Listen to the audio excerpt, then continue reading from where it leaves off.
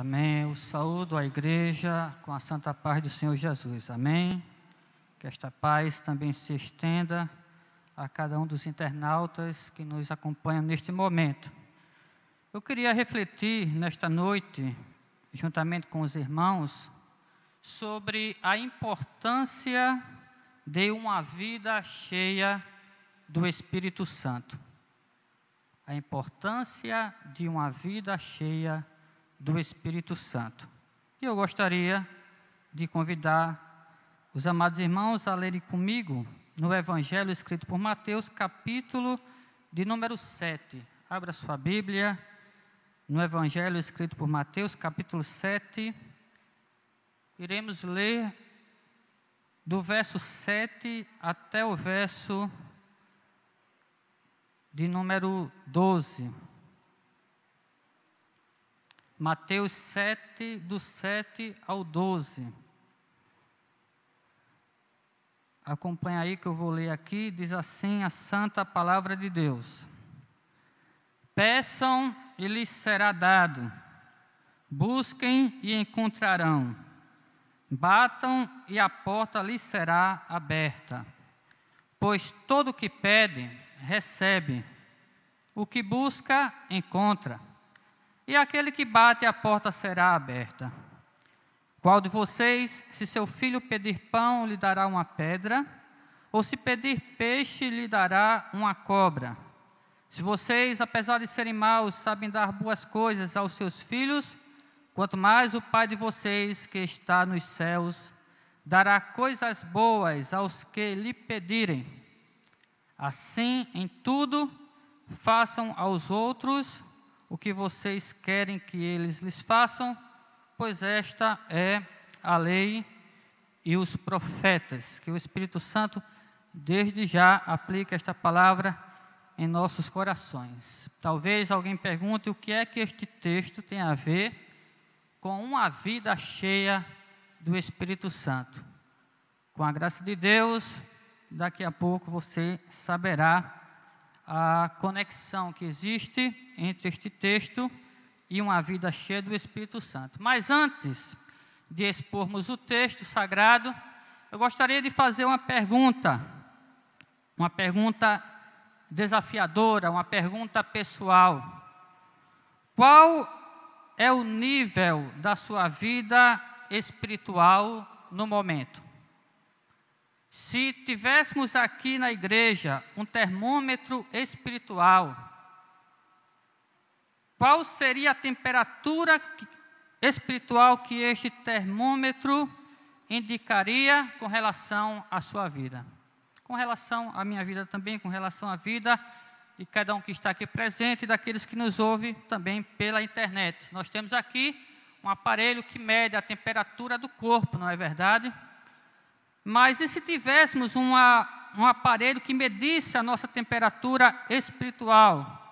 Qual nível de espiritualidade este aparelho indicaria com relação a cada um de nós? Eu não sei como é que está o nível da sua vida espiritual, eu sei como está o nível da minha vida espiritual e sei que preciso melhorar muito. Mas eu sei também, em contrapartida, que muitos cristãos hoje, infelizmente, vivem em uma medida espiritual abaixo da média. Muitos cristãos hoje não oram, não leem a Bíblia, não participam dos cultos, não prestam um culto realmente bíblico a Deus, não obedecem o Evangelho, não perdoam, não se santificam, não têm discernimento espiritual suficiente, não respeitam as coisas sagradas e assim por diante. Todos esses sintomas indicam uma baixa espiritualidade. Se fosse realmente passar por um teste de medida espiritual, essas pessoas que possuem esses sintomas ficariam reprovadas, estariam abaixo do esperado, segundo o Evangelho, segundo a palavra de Deus.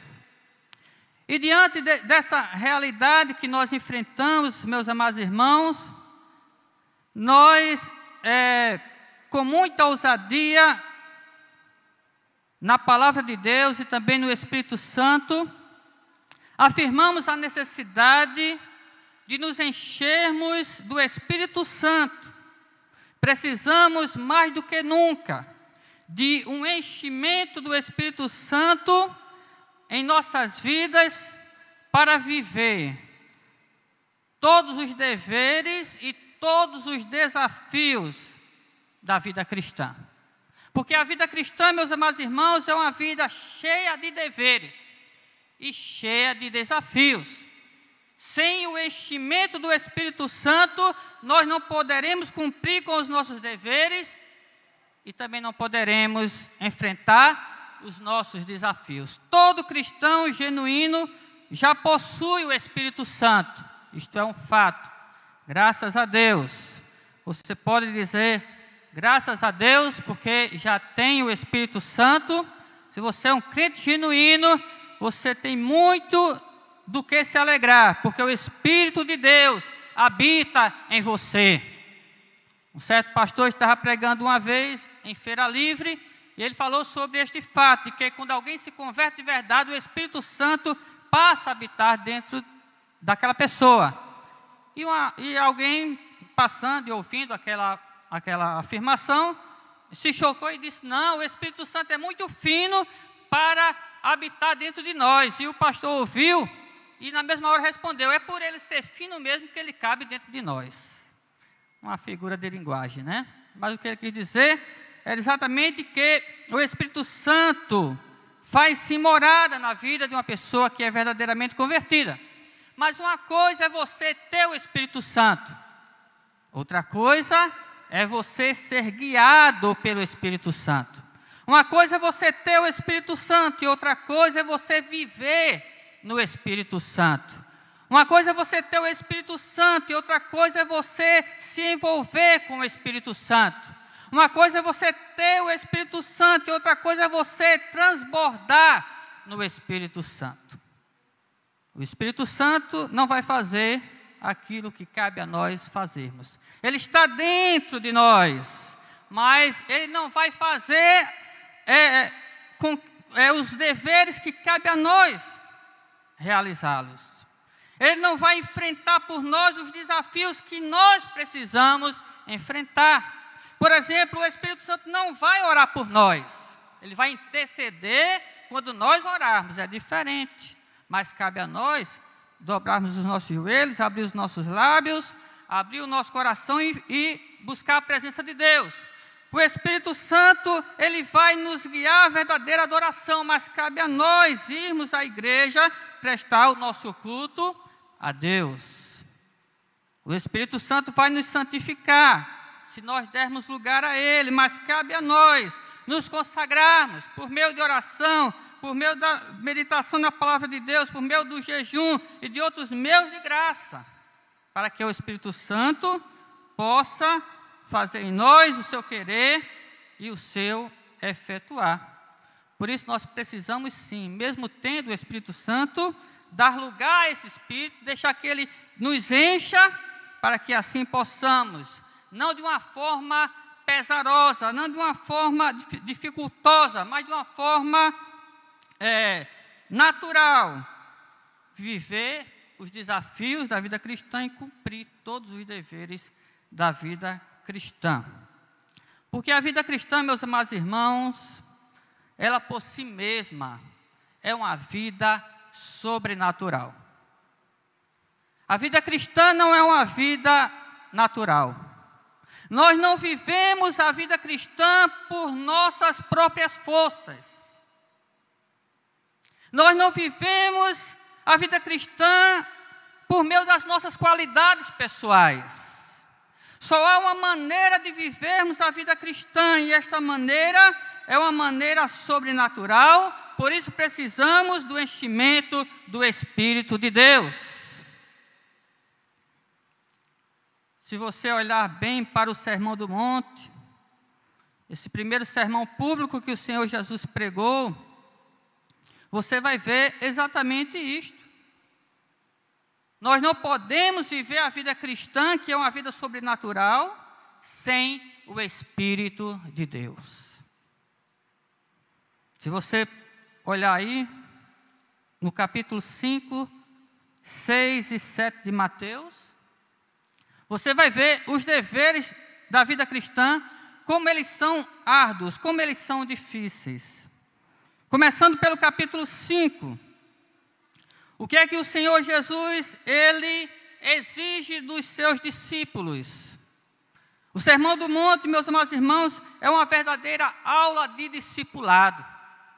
O Senhor Jesus estava aqui discipulando os seus primeiros seguidores, dentre eles os apóstolos, mas tinham mais pessoas. E Ele diz para os seus discípulos: olha, vocês devem ser limpos de coração. Vocês devem ser mansos, vocês devem ser pacificadores. Vocês devem se alegrar com as injustiças. Vocês devem ser incorruptível no mundo corruptível. Ou seja, vocês precisam ser sal da terra e luz do mundo. Vocês precisam ter uma justiça superior à dos escribas e fariseus. E ele sai dizendo para os de seus discípulos todos os deveres da vida cristã. E é tanta coisa, irmãos, que a Bíblia registra estes deveres em 3 capítulos. Nós não sabemos dizer se o sermão que Jesus pregou foi mais extenso do que o que está escrito aqui. Mas uma coisa nós sabemos, que o que está registrado aqui é pelo menos o essencial daquilo que os discípulos precisavam saber para viverem a vida cristã como de fato ela devia ser vivida. Então, acompanhe comigo aí, passo a passo, não é? O que é que o Senhor Jesus diz aí?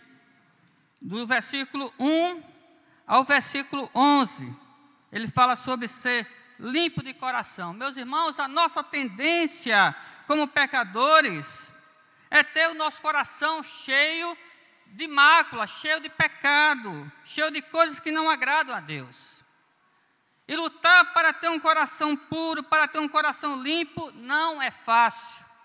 Quantas coisas passam por nossa mente, quantas coisas passam pelo nosso coração, que às vezes terminam contaminando a nossa alma. E é necessário nós estarmos nos enchendo do Espírito Santo para ir esvaziando pouco a pouco tudo aquilo que nos tende a levar para longe de Deus. E isto só por meio do Espírito Santo mesmo. Como nós podemos ser mansos, como nós podemos ser pacificadores em um mundo onde nós somos afrontados diariamente, onde as pessoas muitas vezes nos fazem o mal, agem de forma injusta para conosco. E como é que nós podemos suportar essas afrontas? Como é que nós podemos lidar com estas situações adversas se não for cheio do Espírito Santo, nos moldando e nos dando o autocontrole, aquilo que o apóstolo Paulo chama de domínio próprio, que é um dos frutos do Espírito Santo. O que faz parte, né, do fruto, uma qualidade que faz parte do fruto do Espírito Santo. Por nós mesmos nós não podemos, só pelo Espírito Santo de Deus. Se nós formos aqui para os versos 13 ao 16, nós vamos ver a nossa necessidade de vivermos uma vida cristã ilibada, dando um testemunho bastante louvável diante das pessoas que não conhecem a Deus, para que elas possam, através das nossas atitudes, glorificar a Deus e ver Deus em nossa vida. Como é que nós podemos, neste mundo cheio de corrupções, neste mundo cheio de imoralidade, viver esta vida, meus amados irmãos, tão virtuosa, tão piedosa, se não for através da direção e da capacitação do Espírito Santo? Se nós formos adiante, vamos ver a questão aqui de suportar as injustiças. Jesus disse: quando vocês estiverem sendo perseguidos por causa do Evangelho, não fiquem tristes, mas alegres, porque assim aconteceu com os profetas que viveram antes de vocês. A nossa tendência é nos entristecer, a nossa tendência é esmorecer na fé, a nossa tendência é querer desistir do caminho quando nós estamos fazendo a vontade de Deus, priorizando o reino de Deus, mas em contrapartida o que nós recebemos é perseguição e tantas coisas que atentam contra a nossa vida, atentam contra a nossa pessoa. Se formos querer viver a vida cristã, meus amados irmãos, sem dar lugar ao Espírito Santo para que Ele nos capacite a viver todas essas exigências do Sermão do Monte, nós jamais conseguiremos. Por nós mesmos, jamais conseguiremos. Vamos mais aqui para frente. Jesus fala do verso 17 ao verso de número 20 sobre nós termos uma justiça superior à justiça dos escribas e fariseus. Isso está principalmente no verso 20. Irmãos, os escribas e fariseus eram pessoas bastante religiosas, pessoas que procuravam, de certa forma, fazer a vontade de Deus. Mas aí onde está o segredo da coisa, eles procuravam fazer isto por suas próprias forças. E por isso serviam a Deus apenas de forma aparente, na sua exterioridade. E Jesus disse: vocês precisam ir além da religiosidade, da espiritualidade dos escribas e fariseus. Vocês precisam viver uma vida espiritual autêntica. A justiça de vocês precisam exceder, está acima da justiça dos escribas e fariseus. Aqui do verso 21 ao verso de número 26, o Senhor Jesus fala sobre a necessidade dos seus discípulos viverem uma vida de forma que não prejudique as pessoas, que não trata as pessoas com desprezo. Do verso de número 27 até o verso de número 32, o Senhor Jesus nos chama para vivermos uma vida de castidade.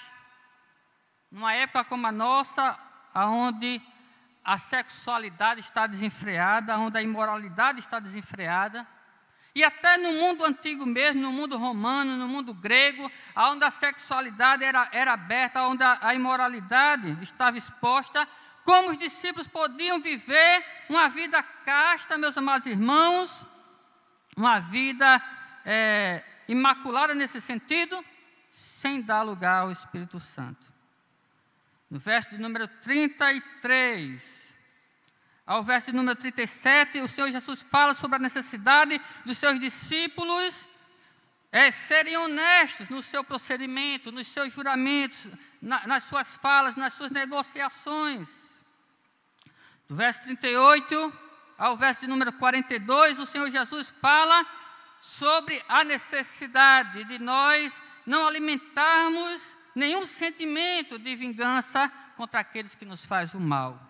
Do verso 43 ao verso 48, o Senhor Jesus, Ele aprofunda isso dizendo que, ao invés de pagarmos o mal com o mal, nós deveríamos amar os nossos inimigos e orar por eles. A nossa tendência natural, meus amados irmãos, é irmos de encontro a todos esses ensinamentos do Senhor Jesus Cristo.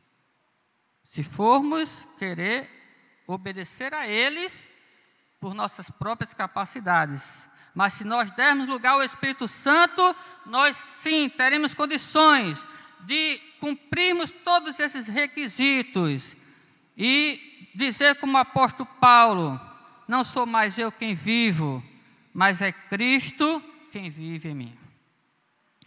No capítulo 6, o Senhor Jesus Cristo vai falar sobre a necessidade de sermos discretos na caridade, darmos com a mão sem que a outra veja.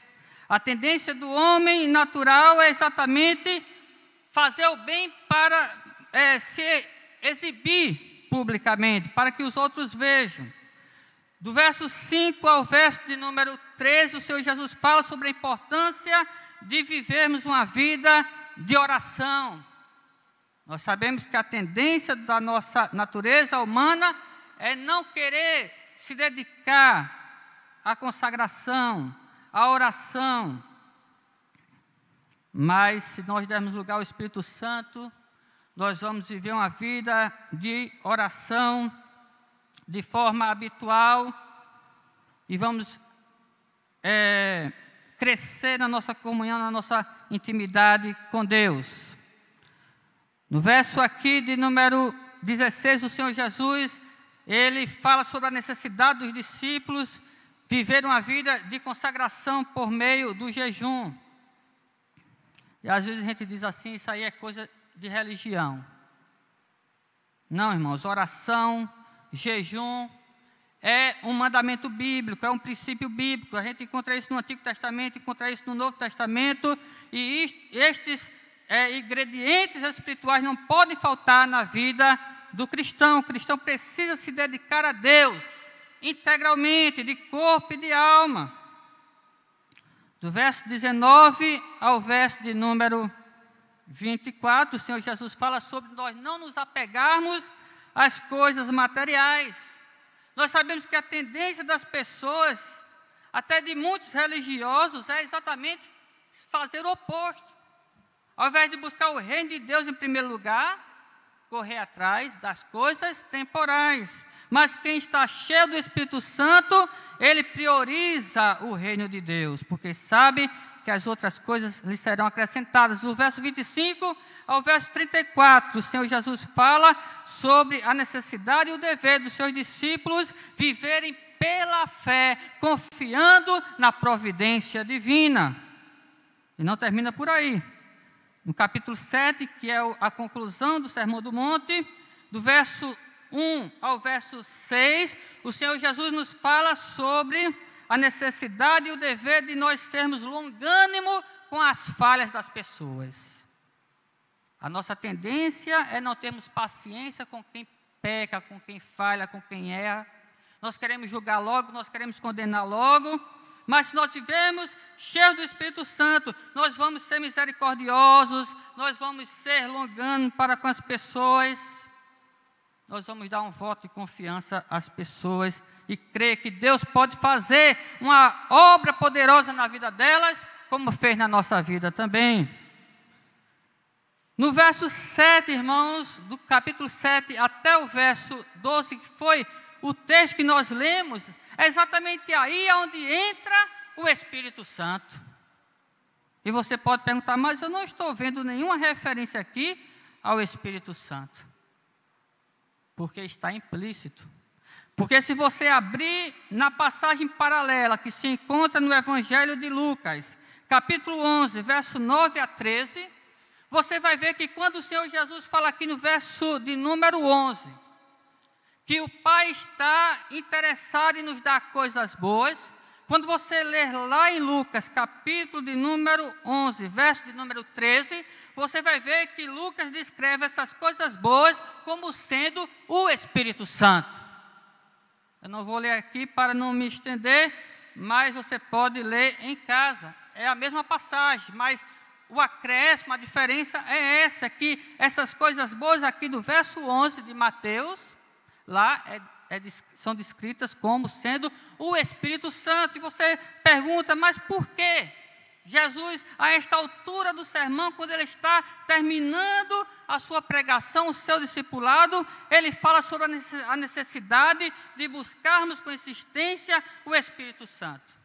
Porque Jesus diz, peçam e lhes será dado, busquem e encontrarão, batam e a porta lhes será aberta. Pois todo que pede recebe, o que busca encontra, e aquele que bate a porta lhe será aberta. Se vocês que são maus sabem dar coisas boas aos filhos de vocês, quanto mais o vosso Pai que está nos céus. Ele quer dar coisas boas para vocês, Ele quer dar o seu Espírito.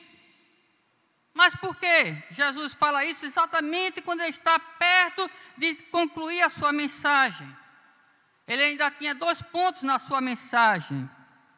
Ele ia falar aqui sobre a necessidade de vivermos uma vida de renúncia, andando pelo caminho estreito, e entrando pela porta estreita, e não andando conforme o curso do mundo que é largo.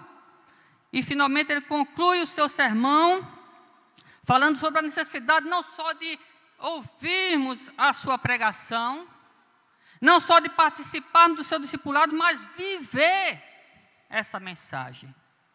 E ele diz: quem fizer o que eu estou dizendo, quem for limpo de coração, quem for manso, quem for pacificador, quem for sal da terra e luz do mundo, etc, etc, este será comparado ao homem que constrói a sua casa sobre a rocha, e quando vier as tempestades, quando vier as dificuldades, eles não se abalarão, mas permanecerão firmes. Porque Jesus fala exatamente sobre esta necessidade de buscarmos o Espírito Santo, de pedirmos a Deus o Espírito Santo na conclusão da sua mensagem, irmãos, porque ele sabia exatamente que nós jamais poderíamos viver o sermão do monte ou qualquer outro sermão pregado por ele, fosse parábola ou qualquer outra mensagem dele. Jamais nós poderíamos viver aquilo que ele exige de nós, se não fosse através do auxílio do Espírito de Deus. Por isso precisamos nos encher do Espírito Santo para viver a vida cristã, tanto basicamente como em sua plenitude, tanto com relação aos nossos deveres, que são sobrenaturais, como com relação também aos nossos desafios, que também são de ordem sobrenatural. Interessante que algumas pessoas dizem assim: não, o que Jesus falou no Sermão do Monte não é para levarmos a sério. Jesus está aqui apresentando um ideal de perfeição, mas se você não puder viver este ideal de perfeição, não tem problema. Mas é exatamente o contrário, meus amados irmãos. Porque na conclusão da sua mensagem, o Senhor Jesus faz este apelo: coloque em prática tudo que eu acabei de dizer para vocês, para que vocês estejam firmados na rocha. Então é para viver mesmo. O Sermão do Monte, como alguém já disse, é a cartilha de ABC da vida cristã. E outro alguém até falou assim: a salvação até pode ser de graça e pela graça, mas a vida cristã é cara. E sem o auxílio, sem o enchimento, sem a capacitação do Espírito Santo, jamais poderemos viver a vontade de Deus que aqui está revelada para nós. É por isso que muitos hoje vivem uma vida cristã abaixo da média. Se contentam às vezes em vir para a igreja, se contentam às vezes em entregar um dízimo, se contentam às vezes em cumprir uns poucos deveres religiosos e acham que já estão vivendo o ápice da espiritualidade. O problema, como alguém já observou, é que nós estamos baixando o padrão do que significa sermos cristãos. Mas o Senhor Jesus aqui, Ele nos mostra qual é o verdadeiro padrão da vida cristã. A vida que glorifica a Deus, a vida que honra o nome de nosso Senhor e Salvador Jesus Cristo. Eu falei só dos deveres, né? Mas não posso concluir essa mensagem sem falar dos desafios da vida cristã. Aqui estão os deveres diante de nós, e nós podemos observar como eles são realmente difíceis de serem cumpridos, não é? Se for por nossa própria capacidade, mas se for pelo Espírito Santo, com certeza o Espírito Santo nos capacitará. Não estamos falando aqui, irmãos, de uma vida cristã perfeita, impecável, não. Mas estamos falando de uma vida cristã no Espírito, uma vida cristã sobrenatural.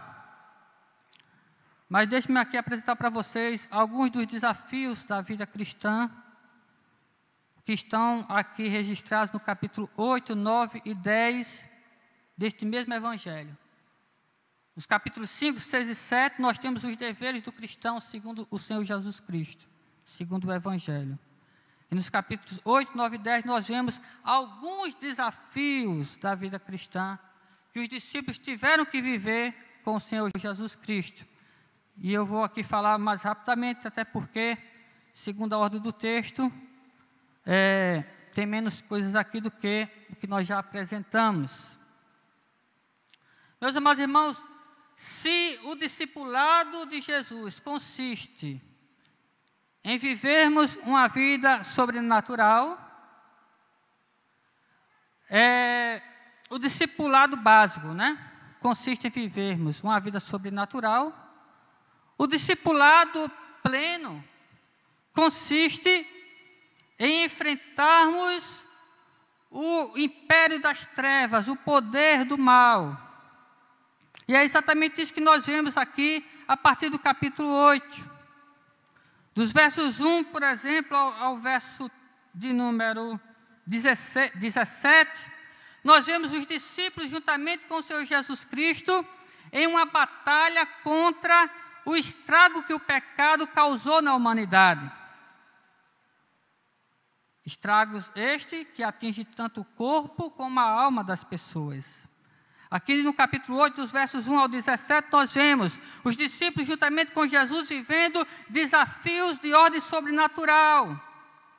Quando o pecado não só consumiu o físico das pessoas, ocasionando enfermidades e doenças até terminais, mas nós também vemos pessoas sendo prejudicadas em sua vida espiritual, sendo possuídas em suas almas pelo poder das trevas também. E vemos Jesus ali libertando aquelas pessoas e os discípulos participando daquela obra de libertação. Se Jesus nos chamasse hoje, como chamou aos discípulos, como chamou aos apóstolos, para realizar uma obra de libertação espiritual, para curar enfermos, para expulsar demônios, como nós reagiríamos? Como nós cooperaríamos com o Senhor nesta obra de libertação espiritual? Sem estar cheio do Espírito Santo, não seria possível. Dos versos 18 ao verso número 22, nós vemos o Senhor Jesus falando sobre um outro desafio da vida cristã, que também é de ordem sobrenatural, que é exatamente renunciarmos todas as coisas, até os nossos planos pessoais, para seguir a Jesus. Quando ele diz aqui que quem quiser segui-lo, tem que deixar tudo, tem que abrir mão de tudo, porque ele não tinha onde reclinar a cabeça. E o servo não podia ser maior do que o Senhor. O discípulo não podia ser maior do que o seu mestre. Nós vemos isso aqui dos versos 18 ao 22.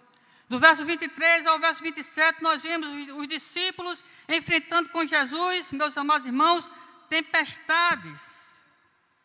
Ali no mar da Galileia. Eles tiveram que passar por aquilo ali.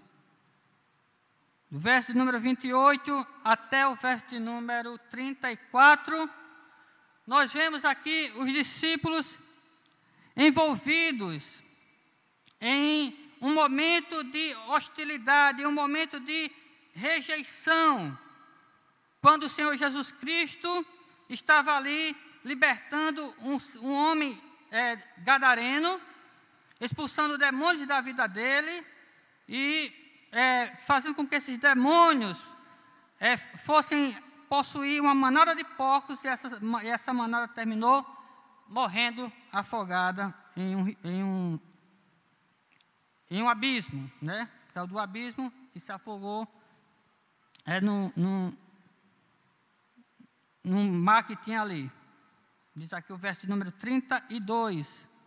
E ao invés das pessoas agradecerem a Jesus, ao invés das pessoas serem receptivas com Jesus e com os apóstolos, na verdade elas foram hostis, rejeitaram a Cristo e os apóstolos, expulsando eles daquele lugar.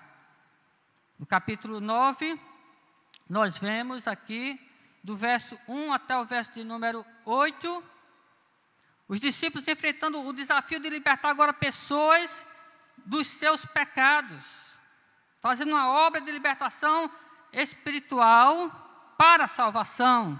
Quando os discípulos estavam ali com Jesus, e um paralítico foi levado até eles, e Jesus disse para aquele paralítico: levanta-te, porque os teus pecados estão perdoados. Nós vamos ver que lá na frente Jesus vai dar autoridade também aos apóstolos para, em nome dele, em nome do Evangelho, também perdoar pecados. Então, eles estavam ali diante daquele desafio.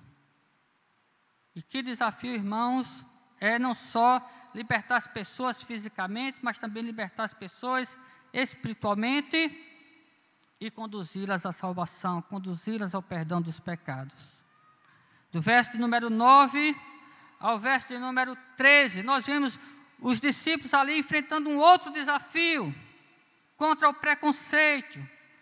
O texto aqui fala sobre a vida de Mateus, que era considerado um grande pecador, e as pessoas não queriam que aquele pecador se arrependesse e fosse salvo, tivesse também um encontro com Jesus. E os discípulos viveram aquele desafio, aprenderam a abrir mão de preconceitos e pregar a salvação, ofertar a salvação ao mais vil pecador. Irmãos, sem o Espírito Santo, nós não podemos compreender essas coisas. Sem o Espírito Santo, nós não podemos cooperar com estas coisas. É necessário uma vida realmente repleta do Espírito de Deus. Aqui do verso 14 até o verso de número 17, nós vemos os discípulos enfrentando críticas da parte dos fariseus e da parte dos escribas. É fácil você viver uma vida sob críticas, sobre acusações. Ora, os fariseus e escribas censuravam os discípulos de Cristo porque não jejuavam. Ora, diziam que Cristo e os seus discípulos tinham demônio e por aí vai. Não é fácil. Só uma vida cheia do Espírito Santo pode suportar todas essas pressões. É demônio de um lado, é tempestade de outro, é fariseu de um lado, é escriba de outro, é enfermo de um lado precisando de uma oração, é alguém do outro lado precisando de uma palavra de salvação. E você precisa do Espírito Santo para realizar todas estas obras da vida cristã. E terminando aqui, nós vemos, adiantando um pouco para o versículo 35 ao verso 38, que há um trabalho exaustivo no reino de Deus, ao ponto de Jesus dizer: rogue ao Pai para que Ele envie outros trabalhadores, porque a seara é grande, mas os trabalhadores são poucos.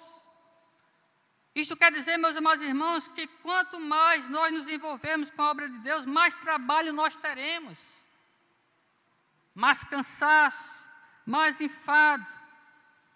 E só com o Espírito Santo mesmo para enfrentar todos esses desafios, todas essas dificuldades. Finalmente, no capítulo 10, nós vemos aqui perseguição, nós vemos aqui ameaças de prisão, nós vemos aqui ameaças de morte e assim por diante. Você pode ler depois do capítulo 10, que você vai ver exatamente isto aí. Principalmente a partir do verso número 16, quando o Senhor Jesus diz: olha, eu os estou enviando como ovelhas entre lobos. Tenham cuidado, pois os homens os entregarão aos tribunais e os açoitarão nas suas sinagogas. E por minha causa vocês serão levados à presença de governadores e reis, como testemunhas a eles e aos gentios, mas quando os prenderem, não se preocupe quanto ao que dizer ou como dizê-lo, porque naquela hora lhes será dado o que dizer, e não serão vocês que falarão, mas o Espírito do Pai que falará por intermédio de vocês. E aquele que perseverar até o fim, diz aqui no verso 22, este será salvo. Então, meus amados irmãos, nós temos aqui um registro bastante longo, tanto de deveres da vida cristã, como também de desafios da vida cristã. E sem o Espírito Santo, não seremos capazes de cumprir nem com um nem com o outro. Por isso Jesus diz: peça, que lhes será dado. Busque, que vocês encontrarão. Batam, porque a porta lhes será aberta. O Pai de vocês, que está nos céus, está interessado em dar a vocês do seu Espírito Santo, para que vocês possam atender à vocação para a qual vocês foram chamados, que é a vida cristã, esta vida de ordem sobrenatural, que só pode ser vivida pelo auxílio do Espírito de Deus. Talvez alguém diga assim: se é desse jeito, pastor, então é melhor desistir, porque não vamos conseguir. Eu não consigo orar, não consigo ler a Bíblia. Se a vida cristã é do jeito que Jesus acabou de falar no Sermão do Monte, se a vida cristã é do jeito que Mateus registra aqui dos capítulos 5 ao 10 do seu Evangelho, então esta vida sobrenatural não dá para mim. Mas nesta noite, este Espírito sobre o qual nós estamos falando, está dizendo para mim e para você: não, estes desafios e estes deveres, não é para nos desestimular, mas ao contrário, é para nos estimular a buscar mais de Deus. Por isso que Jesus diz que nós temos que ser perseverantes, pedir, buscar até receber, porque Deus quer. A questão é saber se nós queremos. Deus quer lhe encher do seu Espírito. Você quer ser cheio do Espírito de Deus?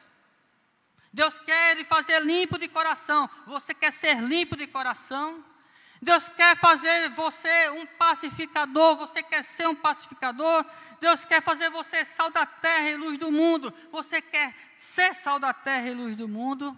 Deus quer lhe usar para libertar vidas através do Evangelho. Você quer ser usado para libertar vidas através do Evangelho?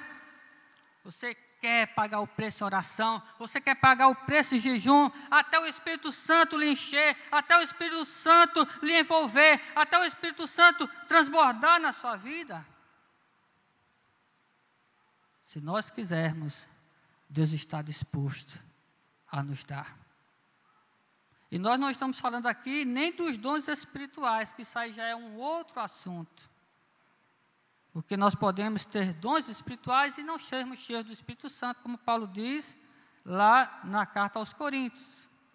Mas estamos aqui enfatizando apenas esta realidade para a qual Cristo nos chama. Jesus não nos chamou para uma vida religiosa qualquer, para uma vida espiritual qualquer. Se nós estamos na superficialidade da vida cristã, está na hora da gente sair do natural e nos envolvermos com o sobrenatural, porque grandes coisas Deus tem para nós e através de nós. Por isso eu quero orar pela sua vida nesta hora. Porque eu sei que por mais que eu pregue aqui, posso pregar meia hora, 1 hora, 2 horas. Se você não fecharmos nossos olhos, se nós não buscarmos a Deus em oração, pedindo pelo seu Espírito, nós não iremos colocar esta mensagem em prática. Mas se nós recorrermos à oração, aí sim, quando sairmos daqui, vamos viver numa outra dimensão espiritual. E as pessoas vão olhar para nós e não vão ver mais nós mesmos, mas vão ver Cristo vivendo em nós. Eu quero ver Cristo vivendo em mim. Você quer ver Cristo se manifestando em você também? Fecho com esta ilustração que foi um acontecimento real. E aí eu vou orar por sua vida. Certo pastor estava pregando em um congresso e no final da pregação, pregando uma mensagem bastante exigente, como essa. E no final da pregação, alguém chegou e disse: olha, tudo isso aí que você está falando vai entrar por um ouvido das pessoas e vai sair pelo outro. Ninguém vai fazer isso aí não. E o pastor ali, com discernimento espiritual, ele disse: existe um segredo. Existe um segredo nisso que eu estou falando. E ele disse: qual é o segredo? Ele disse: o segredo é o Espírito Santo. O Espírito Santo vai fazer com que eles vivam a vontade de Deus. Este é o segredo da vida cristã. E Deus lhe desafia a participar desta virtude que é o seu Espírito. Dobre a sua cabeça, baixe sua fronte e peça a Deus que Ele faça essa obra poderosa, eficaz, irresistível na sua alma. Deus amado, em nome de Jesus, diante do Teu Evangelho que foi aqui anunciado, nós nos sentimos desafiados, Senhor, a viver uma vida cristã de qualidade, a viver uma vida cristã que Te glorifique, como foi a vontade do Senhor Jesus expressa ali no Sermão do Monte, quando Ele disse que os homens deveriam olhar para nós e glorificar o Teu santo nome. Sabemos que por nós mesmos nós não podemos, Senhor, mas nós queremos aqui perseverar em oração, porque nós sabemos que se pedirmos, se batermos, se buscarmos, o Senhor nos dará não qualquer coisa, mas nos dará mais de Ti mesmo, para vivermos uma vida espiritual, Senhor, autêntica, uma vida espiritual que glorifique Teu nome, uma vida espiritual de ordem, Senhor, sobrenatural. É isso que eu quero para a minha vida. Eu creio, Senhor, que é isso que os irmãos e internautas querem, que o Senhor faça esta obra para a Tua glória, em nome de Jesus. Amém.